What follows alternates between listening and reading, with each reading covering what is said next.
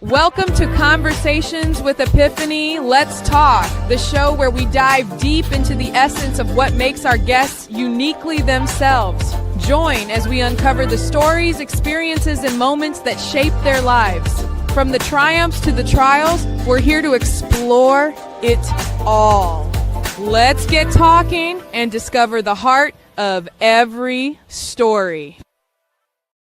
Hello, everybody. Welcome into another Conversations with Epiphany. I'm so happy to be here with Brandon Lynch, who is the cornerbacks coach for Cleveland Browns. Thank you for joining me today, Brandon.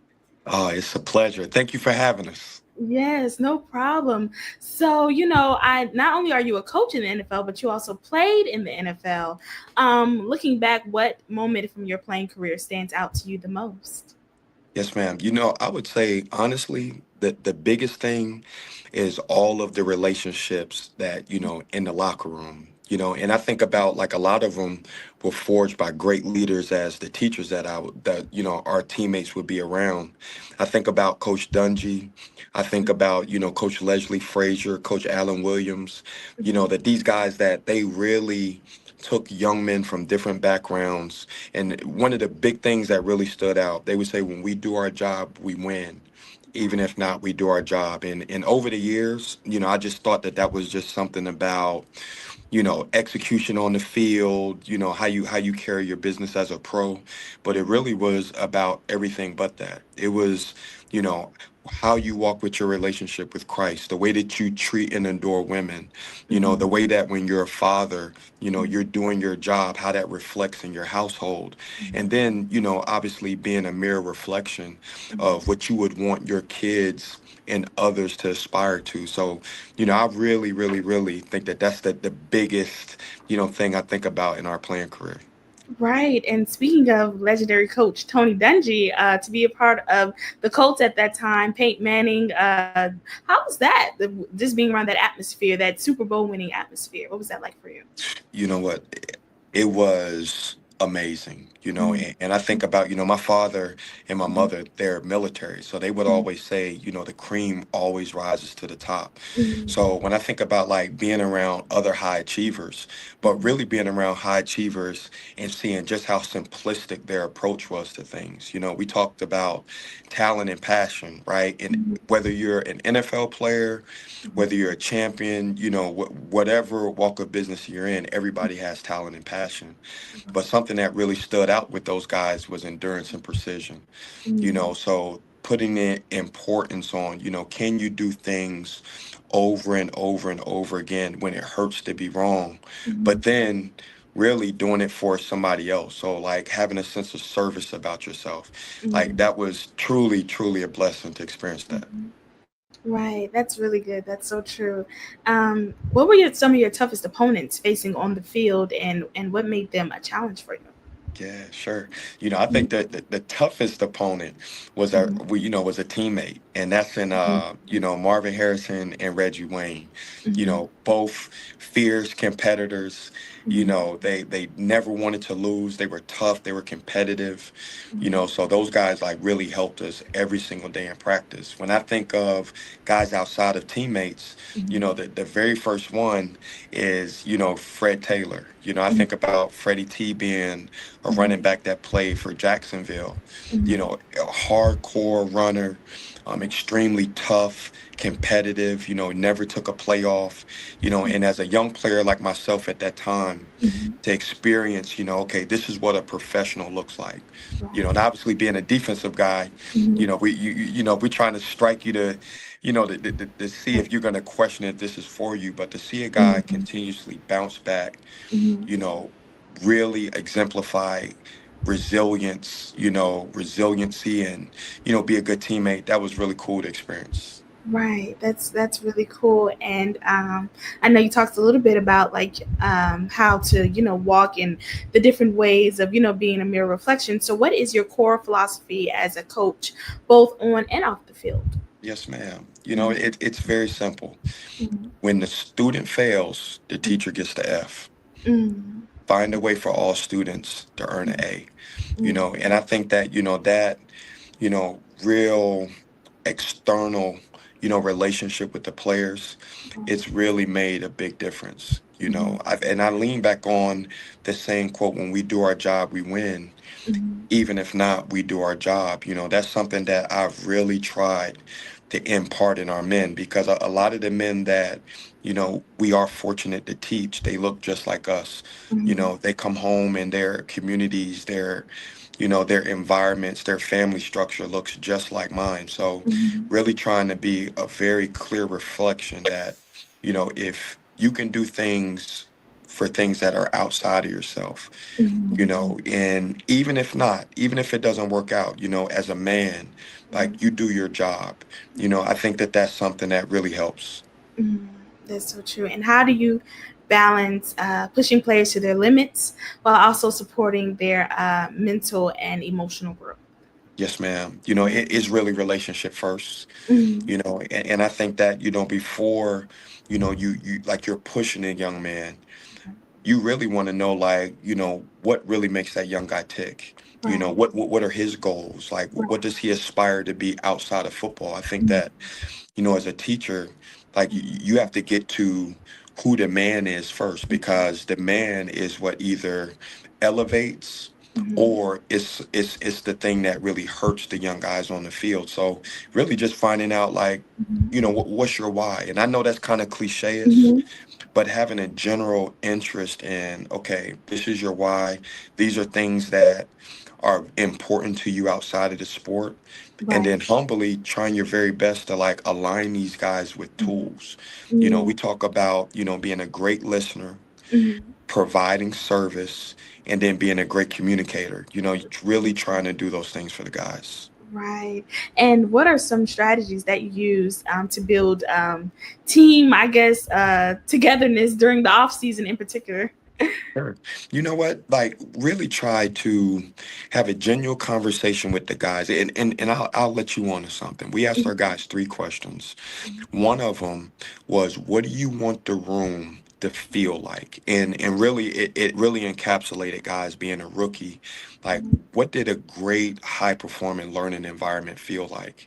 So Mhm. now it's not, okay, this is what Coach Lynch, sets as, okay, this is what a great learning structure is. But hearing it from the guys, from, our most senior player to, our most rookie players getting in, Mhm. and then exemplifying that learning environment. And obviously, with the players you're having, that's going to change from year to year. Right. So everything that we do, we talk about, it's on us. Like, we do things together. And I'm Mhm. probably one of the first men in their life to tell them, like, look, I don't have your back. Mhm. And the first time you say that, like, guys are Mhm. kind of, especially our young men, they're like, well, hold Mhm. on. Right. No, everything that we do, we're shoulder to shoulder. So the Mhm. decisions that we make, the culture in which we try to bring guys to, like, it's something that we give great collaboration with each other on. Right, right. And how has your coaching style changed over the years? Like you said, from you know, new people coming in, new people. Yes. It's the NFL week, so trades happen, this happens. So, how do you? How's it evolved over the past few years? And how do you know how to, like, for each player is, like, each different personality. So, how do you handle that? Sure. You know what? Like, it's going to start off with being a great communicator first, right? Mhm. And I start there, being a great communicator, because if you're a great communicator, you're going to be a good listener. And if you're a good listener, you're able to provide tools. So Mhm. the way that I've evolved, from being a former player Mhm. to a teacher now, the same things that, like, inspired and Mhm. motivated myself, it was really singular to myself. So, Mhm. like, having an idea of who our guys are in the room and Okay. tailoring the message really to fit them, I think, Mhm. is something that really, really, really helped.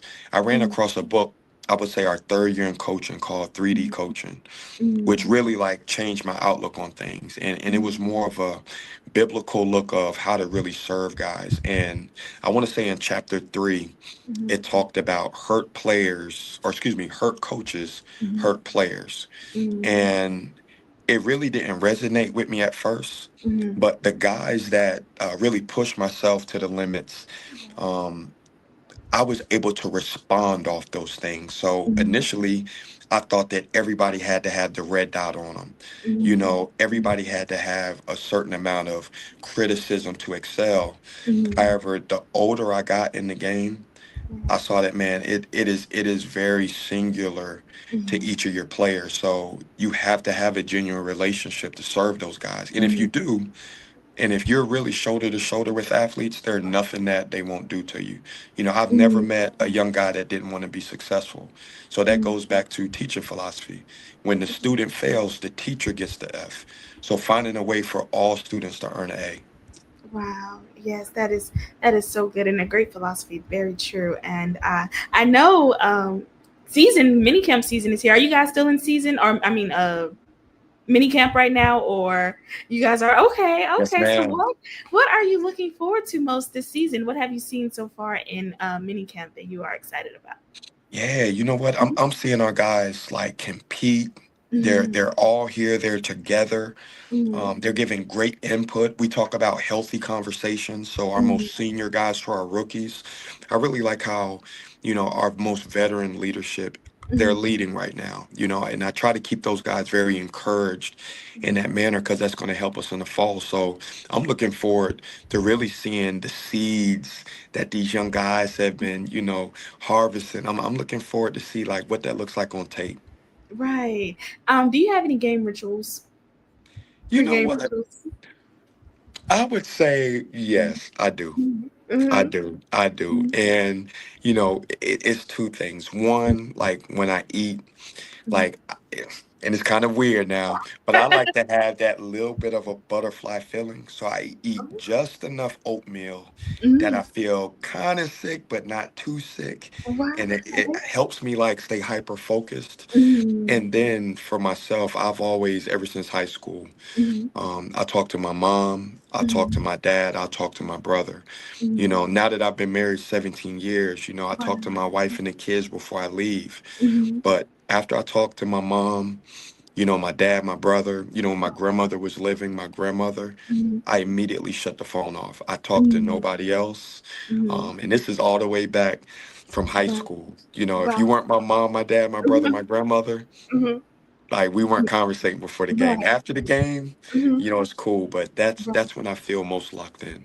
Right. And how do you approach preparation for key matchups or rivalries during the season? Sure. Mm-hmm. Keep the focus on the work. Mm-hmm. And we talk about simplification is the key to success. Mm-hmm. So really try to do a really good job on simplifying the complex. I like to really deal in the 80/20s. We talk a lot about in our room the Pareto principle. Mm-hmm. So if we can identify the top 20% of our tasks that are going to be 80% on what we're graded on, let's Right. really be great on those things. Mm-hmm. Like we don't want to be, we talk about all men in all things. We don't want Mm-hmm. to do that. We want to major in the majors. We want to give our guys clear, concise information so that they can Mm-hmm. play fast and for errors. And then, obviously, do your due diligence, right? Mm-hmm. Like with doing that, like making sure that we're putting in the work. Mm-hmm. Our best player, Denzel Ward, Mm-hmm. um, I believe he's been to the Pro Bowl 4 different times. And he asked a question last year, during this time, he says, coach, Mm-hmm. like he's like, man, like, why are you always so prepared? Why do you always have so much energy? And that's largely in part of the group that the Lord has blessed us with. Like those Mm-hmm. guys work extremely hard. Mm-hmm. It's extremely important to them. So Mm-hmm. when you have a room that's like that and Mm-hmm. you're the leader, you Mm-hmm. certainly try to set that pace, Mm-hmm. and being shoulder to shoulder with guys. I know that trust is earned and that's something daily. So Right. daily, I try to put my best foot forward to earn Mhm. that. Right. And like I said, you played defensive end, so you know exactly what it takes, both on and off the field. So, what do you see in these group of young men on on the defensive side that you are just so riled up for this season? Toughness and competitiveness. Mm-hmm. Like very, very clear, like those two things.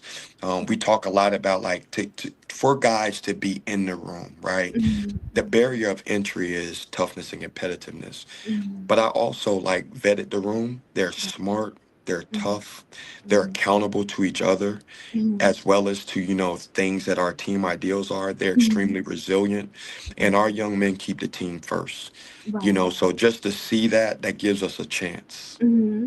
And are you on the sideline? Are you pretty much like, do you get pumped up, or you just try to maintain as, as if like one of your players get that pick, in the fourth quarter, touchdown, and they get that pick. How's your emotion feeling at that time? Hey, three things we talk about we want to lead the Mhm. NFL in. That's Mhm. physical violence, that's Mhm. effort, and that's Mhm. swag and passion.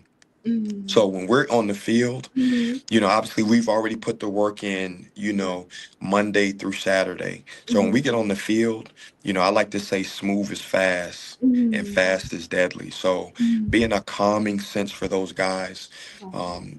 really doing a really good job with inspiring them, with Mhm. motivating them to Right. like do things correctly with Mhm. precision and detail. Like, so I'm normally like the real chill one on Right, the real cool. sideline. Yeah, that's good. Yeah, and I know you were undrafted, correct? Yes, ma'am. Okay, so what made you keep going during that season? Like, did you already like know like this is what God wanted you to do, or like how did you keep the faith in pursuing your dream? Oh, great question. I would say first, I am the product Mm-hmm. of a praying grandmother, a praying mom, a praying father, praying aunts and uncles. So, I've always felt, that I had to have that type of accountability to peers that have like sacrificed so much. We talk about like those who drink the water Mm-hmm. must remember those who dug the well. So Mm-hmm. to even have an opportunity, Mm-hmm. right? Right. To make sure Mm-hmm. that I'm really giving my best to the ones that really have sacrificed so much. It really made it easy, Right. especially with having, parents to sacrifice as much as they have, to have aunts, Right. pour the word of God in myself to make sure Mm-hmm. that, Proverbs, I still hear my Mm-hmm. aunts, like Mm-hmm. it's 31 books. Make sure Mm-hmm. like every day you're reading it. So, Right. Right. just to know that people are counting on you Mm-hmm. and really just to see that it's bigger than yourself. Mm-hmm. Opportunities multiply as they're seized. So, Mm-hmm. as a man, having that understanding of, okay, it doesn't matter if you have the same opportunities as everybody else, as long as you take one. And Right. then just thinking about the old adage, Mm-hmm. if you take one, the Lord will take two. Mm-hmm. Which means that when you take three, the Lord takes six. So when you take seven, he takes 14. So really being really hard linked into my faith to Mm-hmm. really see that, you know what, man, if you Mm-hmm. do it and you're doing it for the glory of God, he will multiply your talents. Amen. Amen. And that was well said. Thank you for that. How do you maintain the balance between coaching and your personal life? I know you said you and your wife are married for 17 years, Yes, and your ma'am. children. And I know coaching is on the road a lot. So how do you maintain that balance? You know, you never treat anybody else better than you treat home. Mm-hmm. And, that's something that's always humbled myself, Mm-hmm. because as a teacher, like you're going to come in like you're a solution seeker. So when I come in, I think about the times that I have to have a hard conversation, but Mm-hmm. how I'm still constructive Right. with that advice or that criticism that needs to Mm-hmm. be had. Or when I see somebody's having a tough day, Mm-hmm. like the patience that I'm able to display so that I can listen and provide tools. Mm-hmm. So when I think about work-life balance, Mm-hmm. as good as I look, as I want to serve my guys, I will not serve them better than I serve my wife and my children. So I try to really, really excel as a leader in my workspace. Mm-hmm. And that really sets what that bar is at home for me. That's good. That's very important. And what advice would you give young players who want to pursue football, who have that dream, that vision, that work ethic? What would you tell them? Yeah. I would say that, everybody in the world has Hmm. talent and passion, Right. but I'm probably the only person in the world that'll tell you the bar is so low to Hmm. be a professional that makes it hard. And the thing that makes it hard is the endurance and precision. Hmm. Like, do you have endurance to keep your hand to the plow without looking left and right? Like, do you truly have the endurance to do that? And Right. then can you be precise? You Mhm. know, we talk about having butthole discipline. So Mhm. can you be precise even when it may be unfavorable for yourself? Like, can you be precise on what somebody's asking you? You Mhm. know, like we talked about earlier, like Mhm. trust is earned. Mhm. So if you can have endurance and you can be precise in this sport, you're Mhm. going to earn the trust of first your teammates. It's Right. not earning the trust of a guy like myself first. Mhm. First, you want Mhm. to earn the trust of your teammates. And Right. if you can earn the trust of your teammates by being Mhm. resilient, showing Mhm. that you can be accountable, knowing that you're a tough competitive player and you put them first, Mhm. then you get that opportunity to see like Mhm. what's the other side of being a football player. So I Right. would really just keep the focus on that. Right. Did you have a favorite teammate or teammates? Multiple. Yes, Well, yes, two yes, pretty. yes, yes, yes, yes. I think about, at all levels, Mhm. I've had a favorite teammate. I Mhm. would think that, when I think about Mhm. my favorite teammate in high Mhm. school, it's two of them. Mhm. And that's Justin Jackson Mhm. and that's Kevin Woods. These are Mhm. two guys that pushed myself. Mhm. These are guys that, you could cry on their shoulder, you could laugh with them. These are guys that will pick you up out of the dirt. Right. And then I think about when I went to college, I Mhm. had three guys. I Mhm. had Jamison Palmer, which was a Mhm. running back. Mhm. I had Jermaine Francis, and Mhm. then I had Demetrius Walker. Mhm. These are all guys that really exuded the exact same things. But the thing that really stood out with the three men that I spoke about getting to Mhm. college, I came in running a 4.3, and I'm thinking like, man, I'm just this all-world fast guy. Mhm. But I remember seeing guys that were ahead of me, Mhm. and rather than see a young rookie put his hands on his knees, be Mhm. deflated, these were guys to say, no, hey, stand up, put Mhm. your front foot on the line, run Mhm. through the line. These are guys that they did not have an option of if you were doing extra on Saturday. Mhm. The conversation normally would go more like, hey, I'm Mhm. gonna come by, I'm gonna swing by, pick you up at 8. We're Right. gonna do some field work. We'll go to lunch. Mhm. Then right around 1 o'clock, we'll go Mhm. ahead and get back and do some speed work. Mhm. You had to be excellent dealing with Right. a crowd like that. Mhm. And when I think about, being a pro, Right. you know, the, my most favorite teammate Mhm. is Von Hutchins. Mhm. He's a guy that when me and my wife had our first daughter, he was the first call that I made. Wow. And he and I are still Mhm. very, very close to this point. He's a guy that when I got out of the NFL and I went to Mhm. Canada, Mhm. he's a free agent at this Mhm. point with the Falcons, Mhm. stays about 45 minutes from my home. Mhm. And while my wife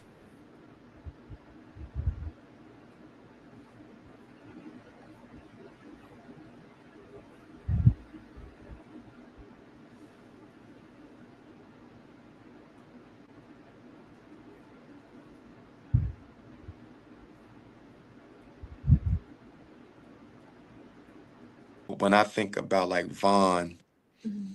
when I think about Von Hutchins, like he's a guy that when I was out in Canada, he Mhm. would offer to get out of practice, drive 45 minutes so that my wife wouldn't have to leave the house just to bring groceries. So I think about relationships like that Mhm. that were really truly forged by, you know, effort, right? Right. It takes effort, to build that type of bond. And then guys being true to who they are, Mhm.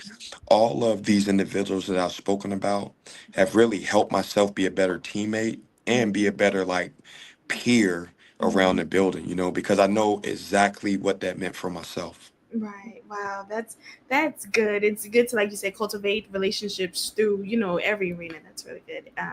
If you weren't coaching, what do you think you'd be doing right now? Yes, ma'am. If I Mhm. wasn't coaching, I probably would be in the military. Okay. With both of my parents, Mhm. being in the army, my mother and my dad Mhm. being sergeant first classes, like I Mhm. really like that type of structure. I like that type of meaning on your life. Mhm. And I like the importance on helping and serving others. I think that Mhm. the way that our personal family dynamics are right now, I think that the kids would actually, Mhm. love that type of structure and that type of accessibility to information. I would Mhm. think I really would be in the Right. military. Mhm. Right. That I can see that. Yep, that would be very good. That's something, you know. And so you have a football clinic coming up Yes, here ma'am. in Augusta, Georgia. Can you tell us a little bit more about that? Yes, the gridiron greats, it'll be myself, it'll be Brian Bratton, who is Mhm, currently a coach at the Indianapolis Colts. He and I mhm, will be coming in and partnering on the 20th for mhm, a youth camp and really just to mhm. bring some techniques, some fundamentals, and largely just to inspire and motivate our youth to like seek things that are outside of themselves. Not everybody is going to be a pro, and that's okay. And Mhm, that's something that like the message is not to the 1%. The message is largely to the 99% of guys that are going to be coming out and young ladies that are going to mhm, have to be excellent at serving others. So, really looking forward, on the 20th, coming down, bringing a few teammates, a few coaches to really mhm, serve kids so that they see, like, look, when you do things correctly, mhm, you know, like the Lord would definitely bless you back, and mhm. we want to be a blessing to others. Right. That's great. Do you guys still have some spots left, or is it like open for like you said, is it first graders through eighth graders? Yes, ma'am, Okay. it is. And it's I want to say 150 slots and Mhm. it's close. Okay. However, you and I talking, Mhm. like we're here to serve. We are Right. not going to turn Mhm. any kid or any family down Mhm. that, wants to come. Mhm. Obviously, get these relationships from some of the local Mhm. teachers that are there in Augusta and around Mhm. the area. And then, these are going to be some of the men and women that are going to be serving these young kids as they get through middle school to high school and to go to college. So really just trying to be a Mhm. catalyst to like bridge some of those relationships. Right. And what do you hope your legacy will be, both in football and just as a person? What do you like want it to be as a player, as a coach, and just an all around teacher? Yeah. Sure. Mm-hmm. My biggest goal is to help identify young men's talents and young women and help them multiply them. I think about, the parable in Matthew, like the whole goal is to hear, well done, good and faithful servant. You've been faithful over a few, now make you a ruler over many. So like humbly just to really help young people like Mm-hmm. identify what that is and give them a platform, right? Mm-hmm. That you don't have to be the best in Mm-hmm. all areas. As long as your spiritual favor is Mm-hmm. serving something greater than yourself, you're going to Right. have an opportunity. Right. And thank you, Brandon, for joining me today, joining conversations with Epiphany. And good luck this season. Go Browns. Is it Go Browns? Like, Yes, or ma'am. you guys go Browns. Yes, sir. And I will talk to you soon. Bye, you guys.